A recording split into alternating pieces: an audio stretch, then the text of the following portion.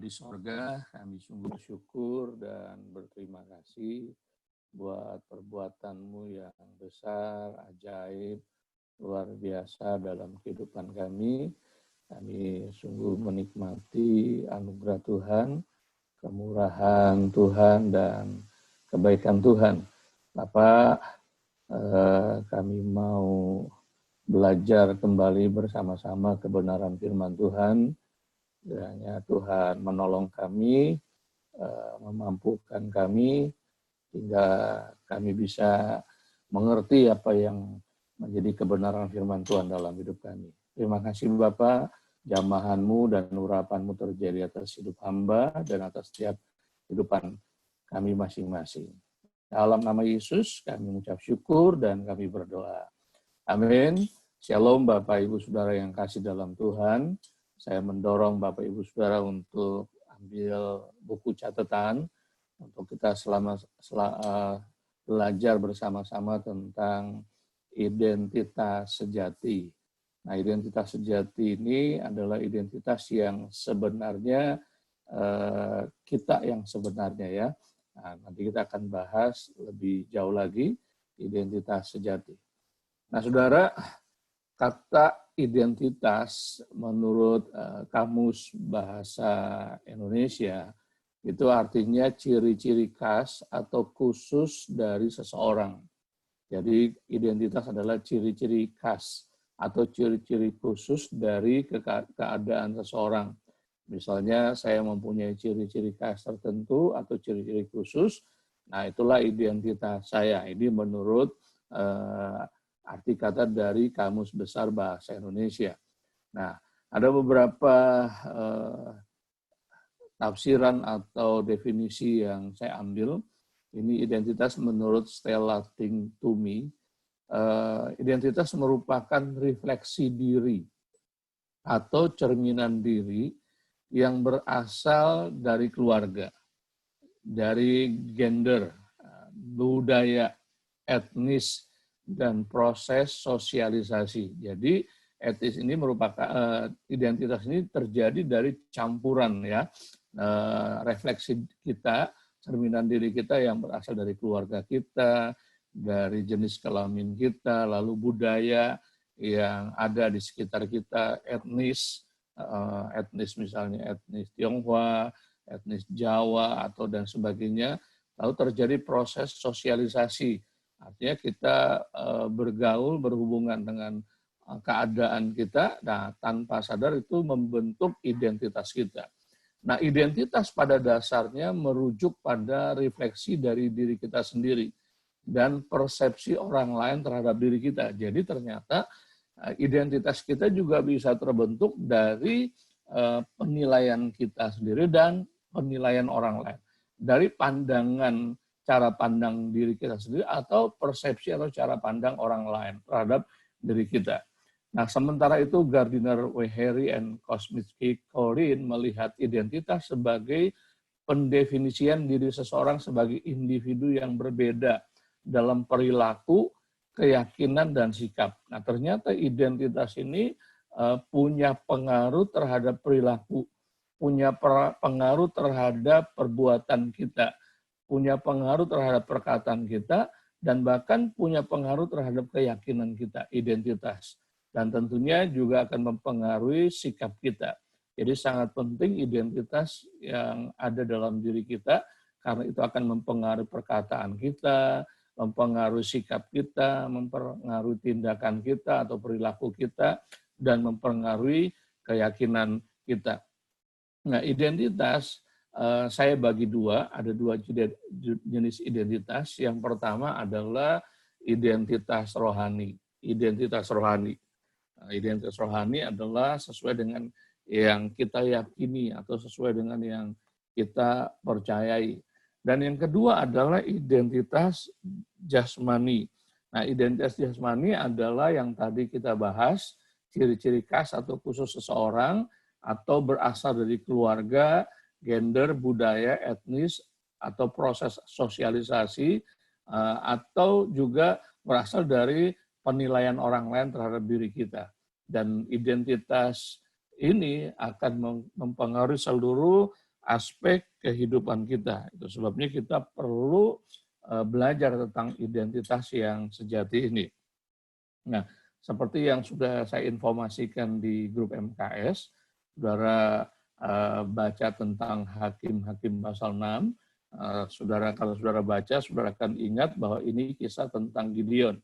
Bangsa Israel dikalahkan oleh orang Amalek, dan setiap kali tentara-tentara orang Amalek memasuki daerah orang Israel, maka mereka akan merusak apa saja yang mereka dapatkan, entahkah tanaman, entahkah tumbuhan, entahkah hewan peliharaan, dan lain sebagainya, maka itu akan dirusak. Dan itu menimbulkan ketakutan bagi orang-orang Israel. Itu terjadi di zaman hakim-hakim ya. Nah, salah satu orang yang takut adalah Gideon sendiri. Diceritakan bahwa Gideon bersembunyi. Artinya dia menghindar dari bertemu dengan orang-orang Amalek karena saking takutnya. Tapi Tuhan datang kepadanya. Nah, kalau saudara lihat Hakim-Hakim 6 ayat 12, kalimat ini jelas malaikat Tuhan.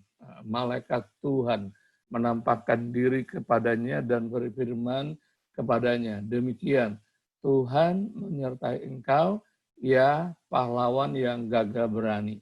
Jadi malaikat Tuhan menampakkan diri kepada Gideon yang sedang bersembunyi, lalu berkata kepada Gideon, Tuhan menyertai engkau. Ya pahlawan yang gagah berani. Jadi di mata Tuhan, Gideon adalah seorang pahlawan yang gagah berani yang disertai oleh Tuhan. Tapi kita lihat jawaban dari Gideon. Tetapi jawabnya kepadanya, Tuhanku, dengan apakah akan kuselamatkan orang Israel? Ketahuilah kaumku adalah yang paling kecil di antara suku Manase, dan aku pun seorang yang paling muda di antara kaum keluargaku. Nah, saudara, dari dua ayat ini kita melihat terjadi tolak belakang, bertentangan atau berlawanan. Apa yang dilihat oleh Tuhan dan apa yang dialami oleh Gideon. Tuhan melihat Gideon adalah sebagai seorang pahlawan yang gagah berani. Tetapi Gideon melihat dirinya bukan sebagai seorang pahlawan yang gagah berani. Dia melihat dirinya adalah seorang yang paling muda di antara keluarganya dan dari kaum keluarga yang paling kecil di antara suku Manase. Nah, ternyata Gideon ini keturunan dari suku Manase.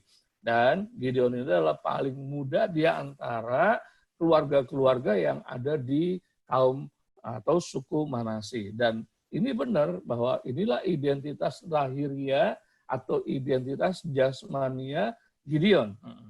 Tapi saudara, kita belajar di sini, kalau kita mau melakukan perbuatan-perbuatan yang gagah perkasa dari Tuhan, maka kita tidak boleh memakai identitas jasmani kita atau identitas lahiriah kita. Kenapa?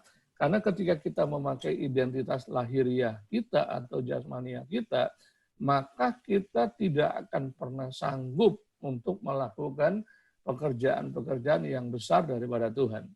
Nah, saudara, kita belajar di sini bahwa kita hidup di dua identitas. Ada identitas jasmani dan ada juga identitas rohani. Nah, seringkali kita tidak bisa memakai pada cara yang tepat. Misalnya saya kasih contoh, ketika kita sedang menghadapi sebuah situasi yang sulit, sebuah tantangan yang sepertinya kita tidak bisa hadapi, kita tidak bisa tangani, nah kita harus beralih segera untuk kita pakai identitas rohani. Kenapa? Karena kalau tidak, nggak akan pernah bisa. Sama seperti Gideon. Gideon ketika dia tidak beralih kepada identitas rohaninya, yaitu siapa dia di dalam Tuhan atau siapa dia di mata Tuhan, maka Gideon akan tetap menjadi orang yang takut, Gideon akan menjadi anak muda yang bersembunyi, yang nggak bisa berbuat apa-apa. Tapi kalau saudara baca kisah Gideon, Gideon dipakai oleh Tuhan, untuk mengalahkan orang Amalek dan membebaskan orang Israel dari penjajahan orang Amalek. Kenapa? Karena Gideon beralih dari identitas jasmani atau identitas lahiriah kepada identitas rohania. Nah, ini bisa terjadi dalam kehidupan kita. Kalau kita tidak bisa beralih dari identitas lahiriah kepada identitas rohania, maka kita tidak akan pernah melakukan perbuatan-perbuatan yang besar di hadapan Tuhan. Nah, kita lanjut, saudara ya. Nah, jadi yang kita lihat di Hakim-Hakim 6 ayat 12, ini adalah identitas rohani. Dan Hakim-Hakim 6 ayat 15 adalah identitas jasmania atau lahiriah. Nah, dua-duanya terjadi, saudara. Dua-duanya ada sebetulnya. Tapi seringkali kita seperti Gideon, kita lebih percaya kepada identitas jasmania kita atau identitas lahiriah kita. Ya Pak, saya emang nggak bisa apa-apa. Saya emang orang seperti ini. Saya lahir dari keluarga seperti ini. Dari keluarga, latar belakang keluarga yang tidak bahagia, yang tidak harmonis. Mana mungkin saya bisa dipakai Tuhan, bla bla bla bla bla bla. Benar, saudara, kalau kita bergantung atau percaya kepada identitas jasmania kita, maka kita tidak akan pernah keluar dari hal-hal yang biasa masuk kepada hal-hal yang luar biasa. Nah, saudara, kita lihat lagi contoh. Ini Raja Saul yang berusaha membunuh Daud. Ya, kita lihat perjalanan Daud. Dia dari seorang penggembala menjadi seorang tentara, prajurit, dan menjadi raja. Ada perbedaan besar antara Raja Saul dan Daud. Masing-masing punya identitas lahiriah, masing-masing punya identitas jasmania, masing-masing hidup di identitas tersebut. Tetapi, saudara, ketika mau melakukan perkara-perkara besar yang tidak bisa dilakukan oleh identitas jasmania kita, kita harus segera keluar dan masuk kepada identitas rohani kita. Contohnya ketika menghadapi Goliat. Nah, ketika menghadapi Goliat, Raja Saul dan tentara-tentaranya dan seluruh rakyat Israel, mereka memakai identitas rohani alamiah mereka, lahiriah mereka, jasmania mereka. Dan mereka melihat bahwa Goliat itu tinggi besar, jauh lebih tinggi, jauh lebih hebat, jauh lebih berkuasa, dan bla bla dan sebagainya. Sehingga menyebabkan Raja Saul dan tentaranya dan rakyat pada waktu itu bersembunyi. Mereka nggak berani. Kenapa? Karena itu sudah di atas atau sudah di luar batas identitas jasmania mereka.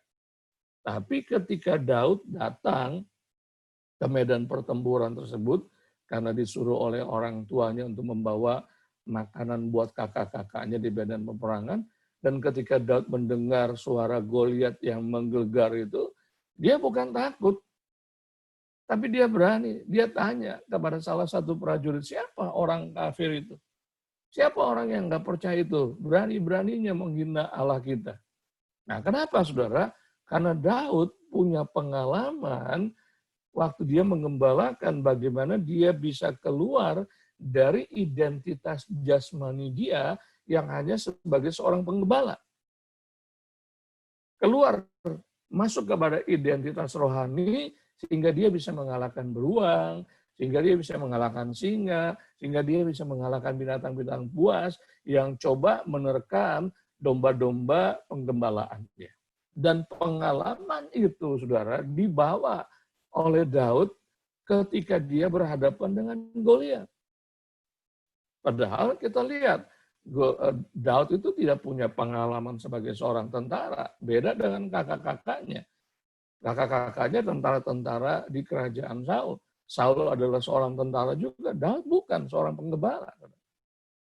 Jadi kita belajar di dua peristiwa ini. Peristiwa Gideon, peristiwa Raja Saul, dan Daud. Ketika kita sedang menghadapi masalah tantangan yang tidak bisa dihadapi oleh identitas jasmania kita, segera pakai identitas rohani. Selama Anda tidak pakai identitas rohani, Anda tidak akan pernah melihat hidup kita melakukan perbuatan-perbuatan yang besar dan gagah perkasa. Nah, saudara, di dalam dunia ini ada hal-hal yang bisa kita handle. Ada hal-hal yang bisa kita tangani dengan identitas jasmani kita. Tapi ada juga hal-hal yang nggak bisa, saudara. Ada hal-hal yang nggak bisa kita tangani dengan identitas lahiriah kita atau jasmania kita. Kita membutuhkan identitas rohani.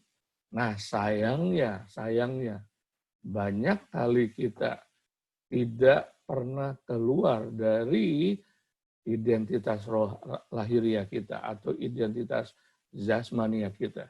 Nah, saudara, Daud enggak.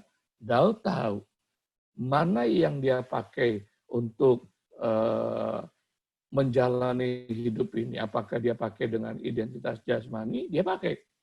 Mana yang dia pakai harus pakai identitas rohani, ya dia pakai identitas rohani. Ketika dia melakukan sesuatu yang di luar kemampuan dia, maka dia pakai identitas rohani. Dari mana saya tahu? Ketika dia berhadapan dengan Goliat. Goliat menghina dia. Dia katakan, anjingkah aku ini, masa anak kecil yang berhadapan dengan aku.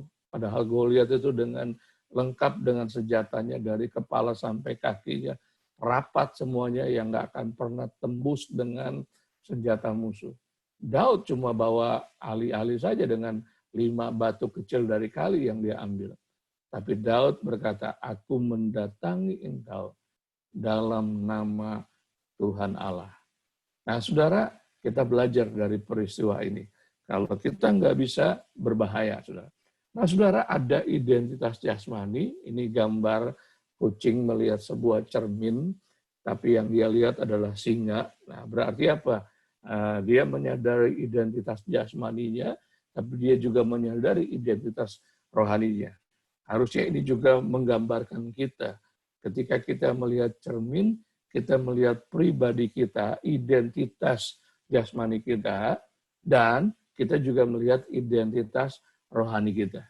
Dan kita bisa pakai sesuai dengan kebutuhan yang kita butuhkan di dalam kehidupan kita di dunia ini. Nah, saudara, kita mau belajar dari pengakuan Rasul Paulus. Filipi pasal 3 ayat 3 sampai ayat yang 8. Saya akan bacakan bagi kita semua. Karena kitalah orang-orang bersunat yang beribadah oleh Roh Allah dan bermegah dalam Kristus Yesus.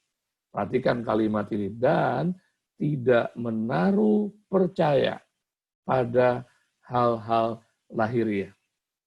Ntar saya akan jelaskan maksud kata ini. Ayat yang keempat. Sekalipun aku juga ada alasan untuk menaruh percaya pada hal-hal lahiriah. Jika ada orang lain yang menyangka dapat menaruh percaya pada hal-hal lahiriah, aku lebih lagi, katanya. Disunat pada hari ke-8, identitas dia. Dari bangsa Israel, identitas Rasul Paulus. Dari suku Benyamin, orang Ibrani asli. Tentang pendirian terhadap hukum Taurat, aku orang Farisi. Tentang kegiatan aku penganiaya jemaat. Tentang kebenaran dalam mentaati hukum Taurat, aku tidak bercacat. Sudah lihat dari ayat 4 sampai 6, ini merupakan identitas jasmani Rasul Paulus. Atau paling tidak sebelum dia jadi rasul, saudara. Ini identitas lahir dia. Kenapa? Karena dia lahir dari bangsa Israel, lahir dari suku Benyamin, orang Ibrani asli, dan bla bla dan sebagainya. Itu identitas jasmani dia. Kita punya identitas jasmani kita. Berasal dari keluarga, dari gender, dari strata kehidupan kita, pendidikan kita. Itu identitas jasmani.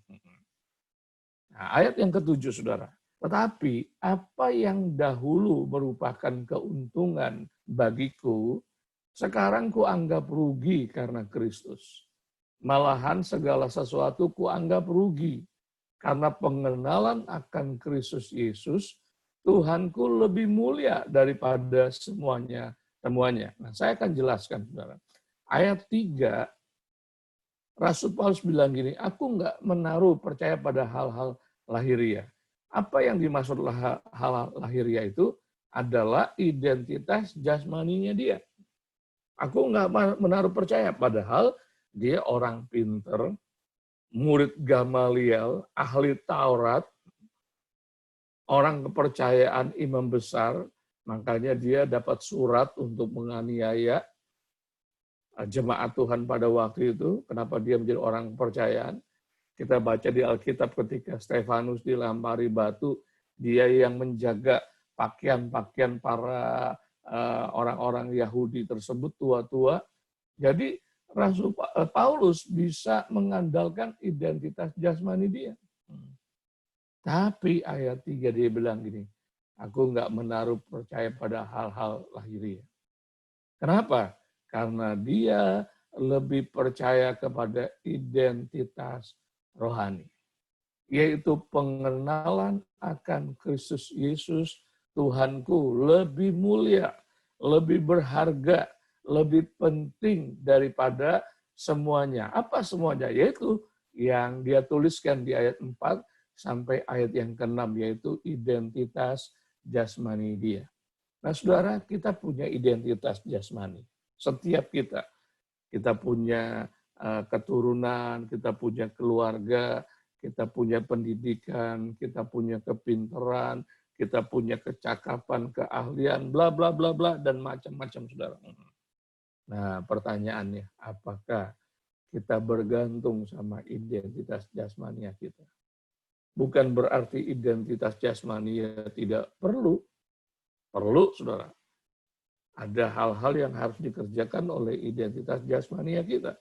Tetapi ketika kita menghadapi tantangan, masalah, persoalan, problem hidup ini yang di luar batas kemampuan kita harus lebih percaya kepada identitas rohani kita. Sebab hanya identitas rohani saja yang bisa melakukan perkara-perkara yang tidak bisa dilakukan oleh identitas jasmani dia. Sama seperti Gideon. Sebelum Gideon keluar dari identitas jasmaninya dan masuk kepada identitas rohani, apa yang dikatakan Tuhan tentang hidupnya, maka Gideon tidak akan pernah menjadi hakim. Gideon tidak akan pernah menjadi seorang pahlawan. Daud tidak akan pernah menjadi pemenang. Daud tidak akan pernah mengalahkan Goliat. Daud tidak akan pernah menjadi seorang raja. Kalau Daud hanya berkutat dengan identitas jasmani, seorang anak yang tertolak, anak yang tidak dianggap oleh orang tuanya, anak yang dianggap masih kecil, anak yang tugasnya hanya menggembala domba, dan sebanyaknya domba hanya 2-3 ekor saja, Daud tidak akan pernah menjadi raja terbesar di sepanjang zaman bangsa Israel. Kecuali dia keluar. Dan kita belajar, Gideon keluar, Daud keluar dari identitas jasmani dia, masuk kepada identitas rohani untuk melakukan perbuatan-perbuatan yang gagah perkasa. Nah, Bapak Ibu Saudara, saya akan stop bentar lagi dan saya akan dorong Bapak Ibu Saudara. Bapak Ibu Saudara pilah-pilah, ada hal-hal yang bisa dilakukan dengan identitas jasmani. Ada hal-hal yang tidak bisa dilakukan. Dan ketika tidak bisa dilakukan dengan identitas jasmani, jangan pernah berdiam diri dan jangan pernah stagnan dan jangan pernah menyerah. Itu tandanya Anda harus masuk. Anda dan saya harus masuk ke identitas rohani. Yaitu apa kata Tuhan tentang hidup kita. Ketika kita hidup dengan identitas rohani tersebut, maka kita bisa keluar sebagai pemenang-pemenang. Mari kita berdoa bersama-sama. Bapa di sorga, di dalam nama Tuhan kami Yesus Kristus, malam hari ini kami sudah belajar tentang identitas jasmani dan atau identitas lahiriah dan identitas rohania. Tuhan, terima kasih buat identitas jasmani atau lahiriah yang sudah ada dalam kehidupan kami. Tapi Tuhan, tolong kami ketika kami melakukan hal-hal yang besar yang tidak bisa dilakukan dengan identitas jasmania kami. Kami harus beralih kepada identitas rohania kami. Kami harus lebih percaya kepada hal-hal yang rohani daripada hal-hal yang lahiriah. Hamba berdoa buat Bapak Ibu Saudara yang mendengar dan belajar pemuritan pada malam hari ini. Biar Roh Kudus menolong kami mempraktekannya, sehingga kami tidak lagi dibatasi oleh situasi, keadaan, bahkan dikalahkan, membuat kami jadi pecundang, kami keluar menjadi pemenang karena kami pakai identitas rohani kami. Di dalam nama Yesus Tuhan kami yang hidup, kami akan ucapan syukur dan kami berdoa. Amin. Saya serahkan kembali kepada Kristus.